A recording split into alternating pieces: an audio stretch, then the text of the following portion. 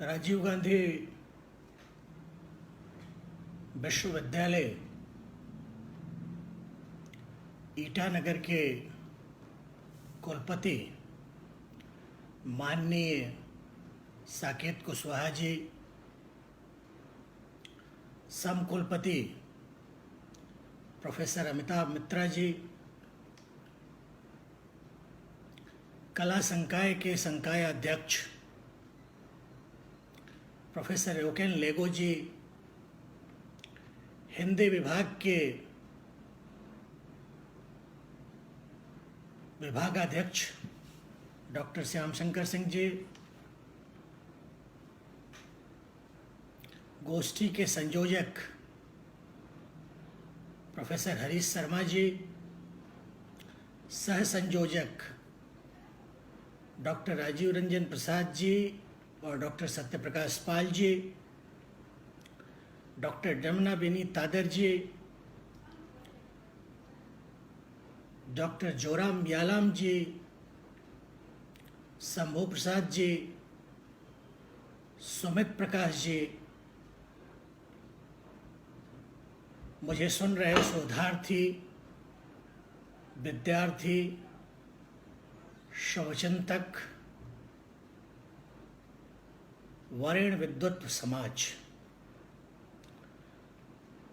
पूर्वोत्तर से इश्क है और यह जग जाहिर है।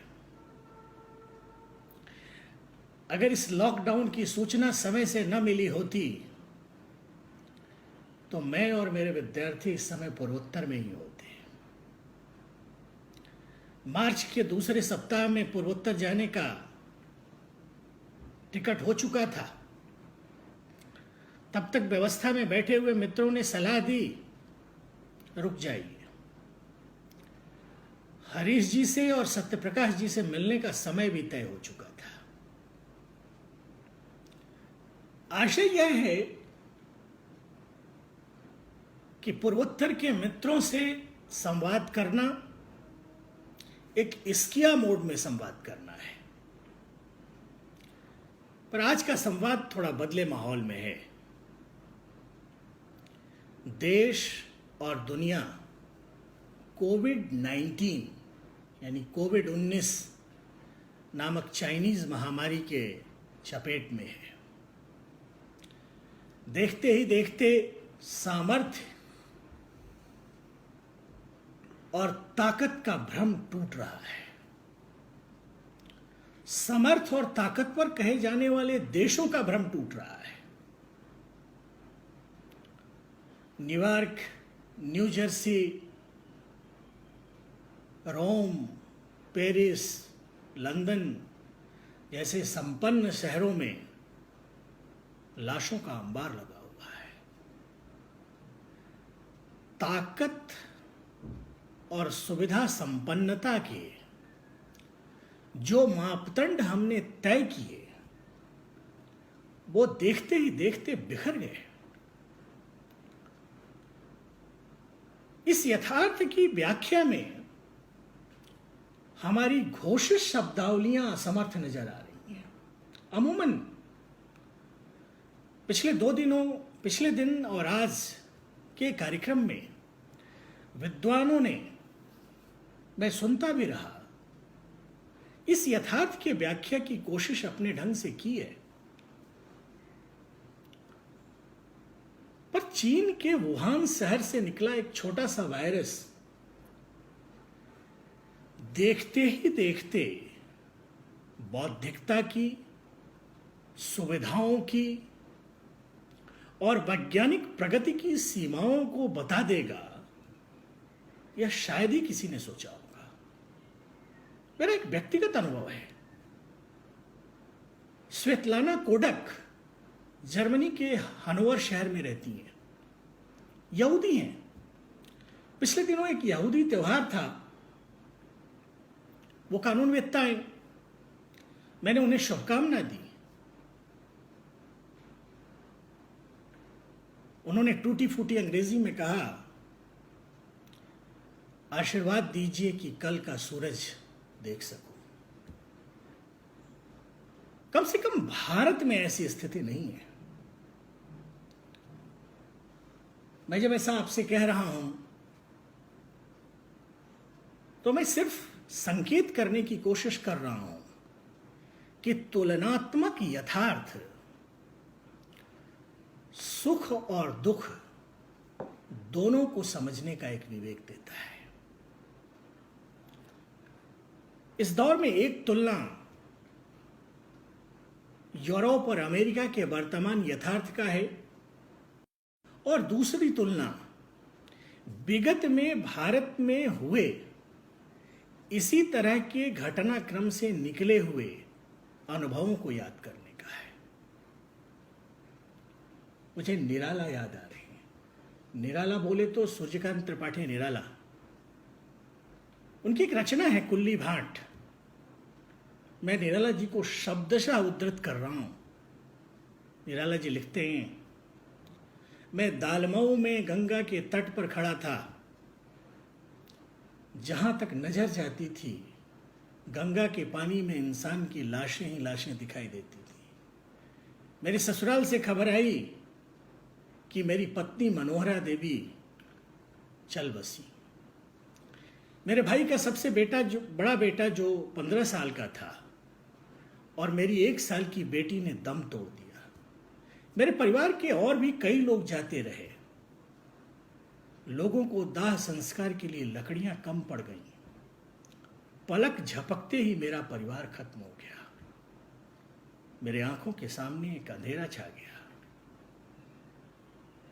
अखबारों से पता चला कि ये सब एक बड़ी महामारी के शिकार हुए हैं। मैं आज से लगभग 102 वर्ष पहले के भारतीय अनुभव के बारे में टिप्पणी कर रहा हूं। निराला ही नहीं, खुद गांधी, मोहनदास करमचंद गांधी 102 वर्ष पहले इस जानलेवा स्पेनिश फ्लू बीमारी के शिकार हुए थे। मैं आपको एक जानकारी के लिए बताऊं कि गांधी की पुत्रवधू गुलाब और उनके पौत्र शांति की मौत इसी फ्लू से हुई थी। कभी कल्पना कीजिएगा कि गांधी अगर ठीक ना हुए होते, इस बीमारी से उबरे ना होते, तो शायद भारत की आजादी का इतिहास कुछ और होता, कुछ दूसरे ढंग से लिखा जाता। मैं इस महामारी के थोड़े से इतिहास में जाऊंगा और उसके बाद उसके परिवर्तनों की व्याख्या करूंगा।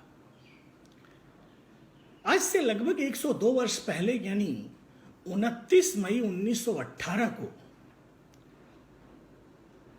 प्रथम विश्व युद्ध के मोर्चे से भारत लौट रहे सैनिकों को लेकर एक जहाज तब के बंबई और अब के मुंबई बंदरगाह पर रुका। एक सज्जन हुए हैं अमित कपूर हैं, वो मेडिकल हिस्टोरियन हैं, वो चिकित्सा इतिहासकार हैं। उनकी पुस्तक है राइडिंग द टाइगर। वो पुस्तक मूलतः भारत में कॉरपोरेट जगत की दुश्वारियों पर है, पर वो एक इतिहास बताती है। उस पुस्तक में अमित कपूर लिखते हैं कि 29 मई 1918 के बाद यह जहाज बम्बई बंदरगाह पर लंगर डाले खड़ा रहा। करीब 10 सिपाहियों को नजला, जुकाम और बुखार की शिकायत थी। 10 जून 1918 को जब जांच हुई तो पता चला कि यह भारत में स्पेनिश फ्लू का पहला मामला है। तब रेल चल रही थी। ये सिपाही मुंबई से रेल से अपने घरों में गए। इसी समय यह बीमारी पूरे देश में फैली। बंगाल का अकाल भी पड़ा था। औपनिवेशिक शासन, बंगाल का अकाल और स्पेनिश फ्लू एक ऐसा भयावह यथार्थ था जो आज तक देखा नहीं गया। मैं इसकी तुलना एक दूसरे तथ्य से भी कर रहा हूं। जॉन बेरी को आप जानते हैं। जॉन बेरी की किताब है the great influenza. John Barry की इस पुस्तक को अगर हम आधार माने तो 1918 से 1920 तक चले इन्फ्लुएंजा में, स्पेनिश इन्फ्लुएंजा में करीब 1,80,00,000 लोगों का देहांत हुआ। यह 1,80,00,000 भारत की तत्कालीन जनसंख्या के लगभग 6% था। आपको एक जानकारी दूं, सन 1918 में भारत की आर्थिक विकास दर 0 से नीचे जाकर -10.1% पर चली गई। आपको ज्ञात है, भारतीय जनगणना के इतिहास में सिर्फ एक मौका आया है जब भारतीय जनसंख्या की विकास दर निषेधात्मक रही है, और यह सन 1911 से सन 1921 के बीच का समय है। एक यथार्थ ये है। दूसरा एक यथार्थ और है जो मैं बता रहा हूं। 17वीं शताब्दी में इंग्लैंड में प्लेग आया। ये 1663 के आसपास। क्या हुआ? 1663 से लेकर 1665 तक ट्रिनिटी कॉलेज, जो कैम्ब्रिज यूनिवर्सिटी का हिस्सा है, बंद कर दिया गया। सर आइजैक न्यूटन का नाम सुना होगा आपने, गुरुत्वाकर्षण का सिद्धांत। आइजैक न्यूटन तब इसी ट्रिनिटी कॉलेज के विद्यार्थी थे। उन्हें अपने गांव जाना पड़ा, और इंग्लैंड में उनका घर लिंकनशायर में था। वो लिंकनशायर चले गए। 1965 में जब वो कैम्ब्रिज वापस लौटे, प्लेग के बाद कैम्ब्रिज खुला, तो उन्होंने गुरुत्वाकर्षण का सिद्धांत, law of gravity, theory of gravity खोजा। मैं बताऊं ये कैसे खुला, कैसे खोजा गया। न्यूटन अपने कृषि जीवन के अनुभवों को आधार बनाकर अपने सेब के बागान में बैठते थे 2 साल में, और उसको आधार बनाकर उन्होंने इस गुरुत्वाकर्षण के सिद्धांत को जन्म दिया। कई बार कठिन स्थितियां सकारात्मक घटनाओं को जन्म देती हैं। इन घटनाओं से भारत के वर्तमान स्थिति की तुलना करें तो आपको कई सकारात्मक चिन्ह देखने को मिलते हैं। स्थितियां कठिन हैं, किंतु निष्कर्ष भयावह नहीं है। यह आपदा कई अवसर और कई संदेश देते हुए दिखती है। अवसर यह कि दुनिया को नेतृत्व देने की अमेरिका और यूरोप की सर्वमान्यता प्रश्न चिन्हित है। हम सुनते आए कि 21वीं सदी भारत की सदी है। इस सदी की शुरुआत में भी एक संकट आया था। वो एक तकनीकी संकट था, Y2K का संकट। आपको ध्यान होगा, जब यह संकट आया तो भारतीय युवाओं ने अपनी उंगलियों की ताकत से दुनिया को इस संकट से निकाला। मैं एक बात बताऊं, कल के अखबार आप लोगों ने पढ़े होंगे और आज के भी अखबार पढ़िएगा। WHO मान रहा है कि कोरोना रहेगा, शायद कभी जाए ही नहीं। यानी पोस्ट कोरोना, उत्तर कोविड जैसी कोई स्थिति आने वाली है, इसी में संदेह है। लेकिन जो बनेगा उसमें शिक्षा, साहित्य और समाज, जो कि आपका आज का विषय है, उसको लेकर वह कई नई स्थितियों का जनक हो सकता है। देखते ही देखते विद्यालय, महाविद्यालय और विश्वविद्यालय तकनीक पर सवार हो गए। मेरे खुद का अनुभव है, मेरे बच्चे सुबह 8 बजे माइक्रोसॉफ्ट टीम्स पर होते हैं,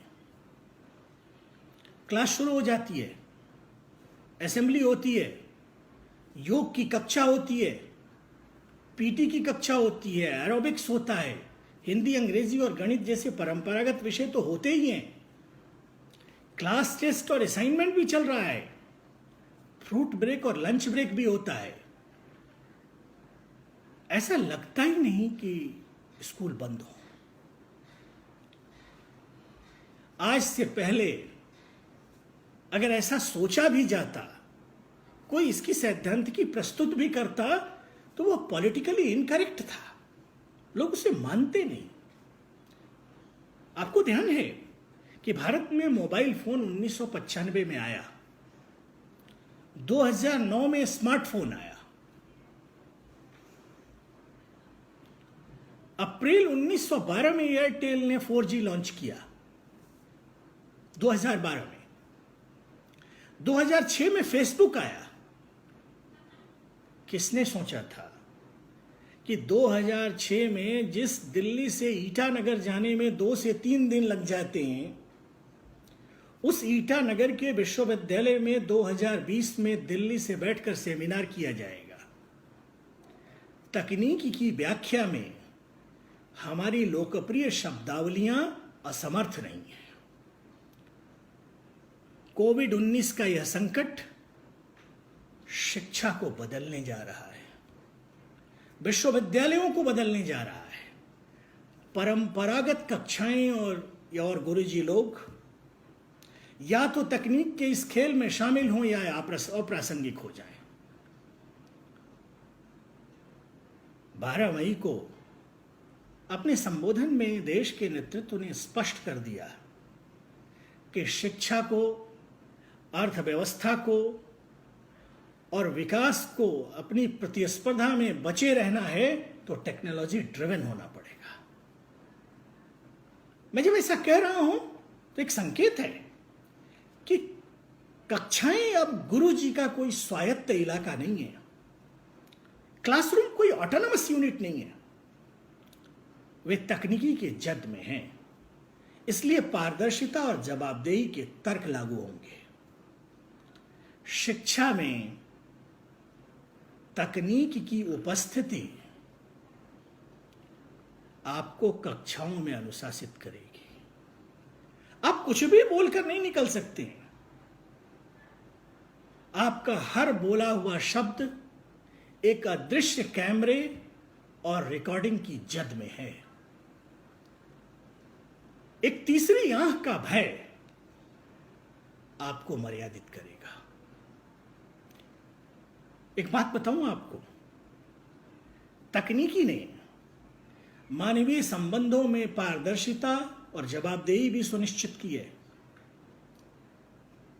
आप किस पर कमेंट करते हैं, किस पर टिप्पणी करते हैं, किसको लाइक करते हैं, किसको अद्भुत अतुलनीय बताते हैं, यह केवल वही नहीं देख रहा है, अभी तो आप जिसको नहीं दिखाना चाहते हैं वह भी देख रहा है। यह एक खुला खेल है,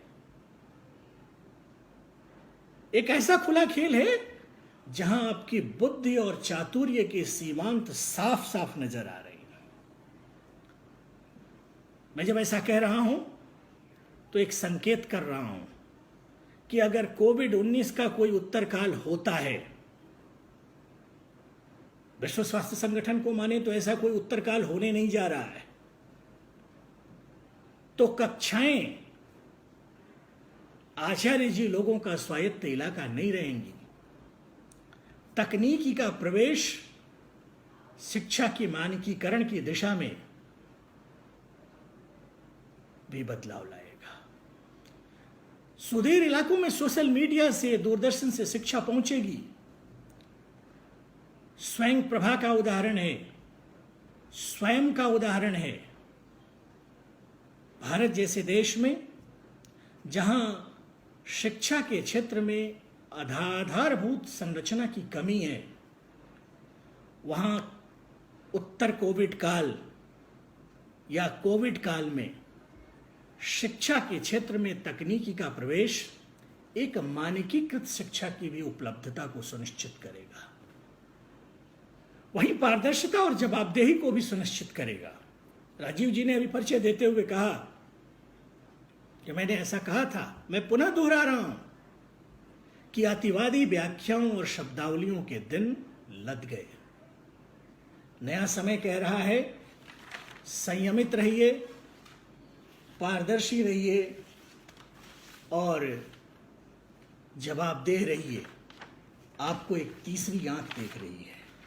मित्रों, मैं जब ऐसा कह रहा हूं तो एक संकेत और है, और वह संकेत है कि एक नई व्यवस्था आने वाली है जिसमें समाज में कई परिवर्तन आपको देखने को मिलेंगे।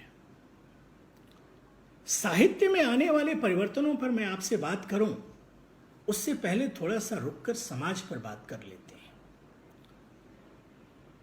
एक सज्जन है युवाल नोआ हरारी, बहुत चर्चित हैं इन दिनों। 76 बोर्न हैं, 1976 के, अभी युवा हैं। इजराइल के हिब्रू विश्वविद्यालय में पढ़ाते हैं। वो एक सोशल हिस्टोरियन है। उनकी एक पुस्तक है जो अभी बहुत चर्चा में आई है, आप लोग पढ़िएगा, पुस्तक उपलब्ध भी है, 21 लेसन्स फॉर 21st सेंचुरी, 21वीं शताब्दी के 21 सबक। पुस्तक अमेजन पर उपलब्ध है, गूगल प्ले बुक पर भी उपलब्ध है। यह पुस्तक सभ्यता, तकनीक और मनुष्य के संबंधों की रोचक व्याख्या है। नोआ हरारी का उल्लेख इसलिए जरूरी हो जाता है कि नोआ हरारी नए बनने वाले समाज में सूचना, ताकत, लोकतंत्र और आतंकवाद के स्वरूप पर तार्किक व्याख्याएं करते हैं। एक ऐसा समाज बनने वाला है जहां अब सेंसरशिप का कोई मतलब नहीं है। राज्य अब सूचनाओं पर कोई प्रतिबंध नहीं लगाएंगे। अब सूचनाएं इतने विपुल पैमाने पर उपलब्ध कराई जाएंगी कि आपका विवेक धोखा दे देगा आपको। आपका विवेक सही और गलत सूचना का कोई अंतर नहीं कर पाएगा। इसलिए मैं मजाक में अक्सर एक बात कह रहा हूं इन दिनों कि इस महामारी के बाद सूचनाओं की महामारी आने वाली है। कई नए प्रश्न खड़े हो रहे हैं जो मैं सिर्फ प्रश्न के रूप में आपके सामने छोड़ रहा हूं। क्या आपको नहीं लगता कि यूरोपियन रेनेसां और औद्योगिक क्रांति के उपरांत अपदस्थ कर दिए गए ईश्वर की केंद्रीयता पुनः स्थापित होने वाली है? क्या छुआछूत उन्मूलन जैसे पॉलिटिकली करेक्ट फ्रेजेस के दिन लद गए? क्या हमें अपने अस्तित्व बचाना है तो साथ खाने, साथ रहने, एक दूसरे से सटने और नैकट्य की तमाम ज्ञात अवधारणाओं से दूरी बना लेनी होगी? क्या हम आर्टिफिशियल इंटेलिजेंस की दुनिया में जाने जा रहे हैं? क्या हमारे नए मित्रों के नाम बिक्सबी, कोर्टाना, एलेक्सा, सिरी, गूगल असिस्टेंट होंगे? मैं ये बात इसलिए कह रहा हूं कि मेरा व्यक्तिगत अनुभव इन दिनों ऐसा ही है। मैंने अपने 11 साल के बेटे से एक दिन पूछा कि रात को किससे बात कर रहे थे तुम? उसने कहा कि गूगल असिस्टेंट से। मैंने कहा कि क्या बात की? तो उसने जवाब दिया कि मैंने उससे कहा, है गूगल, हाउ आर यू? मैंने पूछा फिर गूगल ने क्या कहा? तो गूगल ने कहा, कोनिचिवा। मैंने कहा मतलब? तो कोनिचिवा जापानी शब्द है, it means hello is in Japanese. मेरे सामने बैठे बैठे मेरा फोन लेता है वो और श्री को कहता है, एप्पल का फोन लेकर श्री को कहता है, Shri I love you. Shri कहती ओ इट हर्ट्स। एक दूसरा अनुभव है, मेरे विद्यार्थी का एक दिन फोन आया, फोन उठाकर हेलो कहते ही उधर से आवाज आई, एलेक्सा स्टॉप। मैंने पूछा क्या हो गया? उसने जवाब दिया, एलेक्सा गाना गा रही थी, मैंने उसे मना किया। इंतजार कीजिए, आने वाले दुनिया में हाड़ मांस के दोस्तों की जगह एलेक्सा, सिरी और कोर्टाना लेने वाले हैं, जो आपकी हुक्म अदुली नहीं करेंगे, आपकी टहल बजाएंगे, आपके आदेश का पालन करेंगे, आपको धोखा खाने का डर नहीं होगा। आप इनसे जी भरकर चिपटिए, किंतु हाड़ मांस के पुतलों से दूर रहिए, मनुष्यों से दूर रहिए। एक ऐसी दुनिया बनने वाली है जहां आप अंगूठे के निशान से, पुतलियों के रंग से, हाथ के लकीरों से पहचाने जाएंगे, यानी आप एक बायोमेट्रिक आइडेंटिटी होंगे। यह बायोमेट्रिक आंकड़ा आपको पूरी तरह एक व्याख्यीय इकाई बना देगा, यानी आपका हंसना, आपका रोना, आपकी हृदय गति की ऊंच नीच, आपकी सांसें, सब कुछ व्याख्यीय होंगी। इस पर और ज्यादा बोलूंगा तो आपको झटका लगेगा, जब होगा तो आप आनंद लीजिएगा। एक और चीज बदलाव में आने वाली है, और वो ये कि मैकाले की शिक्षा पद्धति ने स्वच्छता, शाकाहार, अभिवादन, पवित्रता के भारतीय बोध को जिस तरह से डिमीन किया, समय उसको पुनः प्रतिष्ठित कर रहा है। मैं कोई स्थापना नहीं कर रहा हूं, मेरी एक जिज्ञासा जैसी व्याख्या है। एक चीज और है, एक मनुष्य के रूप में हमारे बेसिक इंस्टिंक्ट प्रश्न चिन्हित है। हम बचपन से पढ़ते आए कि मनुष्य एक सामाजिक प्राणी है, समाज में रहना उसकी आवश्यकता है। अनुभव ने बताया कि समाज संकट है, मनुष्य संकट है, मनुष्य के साथ रहना अस्तित्व से खतरा है, पूरी सतर्कता के साथ रहना है। मित्रों, एक और बदलाव आएगा।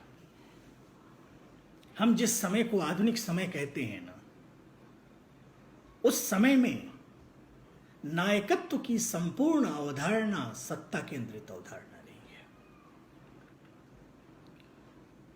हमने अपने समय में जितने नायक देखे वो सत्ता से आते हुए, राजनीति से आते हुए नायक हैं, या फिर फिल्मों की चुटीली दुनिया से आते हुए नायक हैं, या खेल से आते हुए नायक हैं। एक कोरोना वायरस ने इन सारे नायकत्व की प्रश्न चिन्हित कर दिया। नया नायकत्व लैब से, प्रयोगशालाओं से, वैज्ञानिकों के पुस्तकों से, ज्ञान के इलाके से निकलेगा। एक हाइड्रोक्लोरोक्विन दवा अमेरिका जैसे ताकतवर देश को घुटने पर ला देती है। यह चीज बताती है कि हमने नायकत्व के जो पैमाने तय किए, वो पैमाने सभ्यता की और मनुष्यता की रक्षा में असमर्थ नहीं है। शिक्षा और इस क्षेत्र से जुड़े हुए लोगों के लिए एक महत्वपूर्ण स्थिति बनने जा रही है कि नया नायकत्व ज्ञान के इलाके से आएगा, ज्ञान की साधना से आएगा। और अगर यही भारतीयता नहीं है तो फिर क्या भारतीयता है? हमारा नायकत्व समाज केंद्रित नायकत्व रहा है, सत्ता केंद्रित नायकत्व कभी नहीं रहा। मित्रों, रही बात साहित्य की, तो साहित्य शिक्षा और समाज से मुक्त अवधारणा तो है नहीं। यहां किसी भी समाज में साहित्य एक स्तर पर अतृप्तियों का ही प्रतिनिधित्व करता है। साहित्य स्वप्न भी है। पानी की कमी होगी, पानी के सपने आएंगे जो हम जीवन में नहीं हो पाते, हम कविता में होने की कोशिश करते हैं। जब कोई मैं निर्णय लेने में हिचकिचाता था, मेरे पिता मुझसे अक्सर कहते थे कि तुम लोग तो कविता कहानी बहादुरी की पढ़ते रहते हो, फिर डरते क्यों? वो अपने जंग के जांबाज थे। वो अक्सर मजाक में कहते थे कि जीवन के कायर लोग साहित्य में बहादुर होते हैं। साहित्य हमारा सपना है। साहित्य में एक बड़ा संकट आने वाला है, और वह संकट है अनुभव के झूठ का। अनुभव, जो नए अनुभव हैं, वो बताएंगे कि हमने जो कविता आधुनिक कविता के रूप में पढ़ाया जाता रहा, उस कविता में अनुभव का पाखंड सीधे सीधे दिख रहा है। नए काव्य का आलंबन प्रश्न चिन्हित है। मैं इसकी थोड़ी व्याख्या करूं। जब स्पर्श से कोरोना हो जाएगा, गंध से महामारी फैलेगी, छूने से अस्तित्व संकट में आ जाएगा, तो कवि जी किसको समझाएंगे कि इश्क करो? एक और स्थिति बदलने वाली है। जब वर्क फ्रॉम होम होगा तो ट्रेड यूनियन का क्या होगा? मजदूरों की एकता का क्या होगा? वो जो दुनिया के मजदूरों एक हो करके कविताएं लिखते रहे, उस क्रांति का क्या होगा? साहित्य का झूठ भर भरा कर गिर गया है। हमारे ज्ञान और अनुभव क्वारंटाइन में जा रहे हैं। एक ऐसी दुनिया बनेगी जहां सब कुछ आभासी होगा। एक हाइपर रियल किस्ट होगा, जहां चिलमन से वो झांकें, जहां चिलमन से हम झांकें। सब कुछ आभासी, आकर्षक, नशीला, क्षणभंगुर। कनेक्टिविटी गई नहीं तो वीडियो कॉल भी गया और इश्क भी चला गया। एक ऐसी दुनिया बनने जा रही है जहां जर्मनी में बैठे हुए अपने प्रेम पात्र का आप चित्र देखिए, फ्रैंकफर्ट की लीला देखिए, नौगांव का नृत्य देखिए, दिल्ली में बैठे हुए, सब कुछ एक क्लिक पर उपलब्ध होगा। नशा आपके सिर चढ़कर बोलेगा, पर हाथ कुछ नहीं आएगा। साहित्य इस अति चंचल नशीले यथार्थ के साथ कैसे संवाद करेगा, यह तो आने वाला कल ही बताएगा। आज के लिए तो मुस्कुराइए कि चाइनीज वायरस ने आपको तैयार किया है भविष्य की एक ऐसी स्थिति के लिए जो एल्विन टॉफलर के शब्दों को उधार लें तो फ्यूचर शॉक है। ये पूंजी और तकनीक के खेल होने वाले हैं जनाब। आप कितना भी गरिया लीजिए। मैं आपको एक बात बताऊं, जो लोग ऑनलाइन पढ़ाई और ऑनलाइन परीक्षा को गरिया रहे हैं, वो भी ऑनलाइन होकर ही गरिया रहे हैं। जिस यथार्थ में आप आकंठ धसे फंसे हैं, उसे थोड़ा सा तो समझिए। कोरोना का उत्तरकाल आपके इस वैचारिक पाखंड को खंड खंड कर देगा। राजीव गांधी विश्वविद्यालय का हिंदी विभाग इस नए बनने वाले यथार्थ की व्याख्या के लिए कुछ सूत्र मुहैया कराएगा। 2 दिनों की इस गोष्ठी में इस अति चंचल क्षणभंगुर यथार्थ को समझने के कुछ तर्क बने ही होंगे। उन तर्कों से शायद ज्ञान की कोई व्याख्या, कोई प्रणाली संभव हो सके। पर मैं आपको एक बात बताऊं,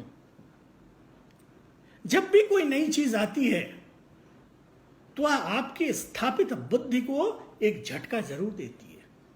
इंडोनेशिया में जब टेलीविजन आया,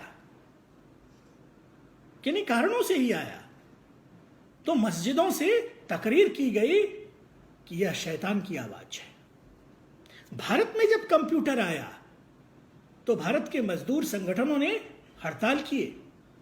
पर देखिए ना, कई चीजें बदल रही हैं। और महत्वपूर्ण अनुभवों का एक खास पहलू यह भी है कि जब आप उनके बीच होते हैं तो आप उनके महत्व को नहीं समझते हैं। इसलिए इश्क को चाहिए एक उम्र असर होने तक। देखते ही देखते पूरा का पूरा रेलवे का टिकटिंग सिस्टम IRCTC के माध्यम से होने लगा, सब ऑनलाइन बुकिंग होने लगी।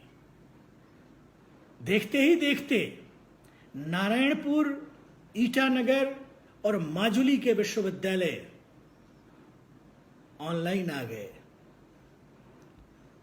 जब झटका लगता है तो चाहे वो सभ्यता हो या मनुष्य, अपने दिए गए, अपने जिए हुए अनुभवों का एक मूल्यांकन जरूर करता है। इस झटके ने हमें उस पूरे मूल्यांकन को एक बार झटका दिया है कि हम सोचें कैसे, हमारा साहित्य कैसे बने, नायकत्व के हमारे पैमाने क्या हों, शिक्षा क्या हो, क्या अतिवादी व्याख्याओं के साथ पढ़ने पढ़ाने का दौर चले या उसके दिन लद गए हैं। और एक बात बताऊं, पूर्वोत्तर से यह आभासी मिलन एक आपद धर्म है मेरे लिए। लॉकडाउन खुलने दीजिए, पहला अड्डा पूर्वोत्तर ही होगा। आपको प्रणाम, आपने सुना, अपने तमाम मित्रों को प्रणाम। हरीश जी, सत्यप्रकाश जी लगातार बातचीत के अंदर होते हैं।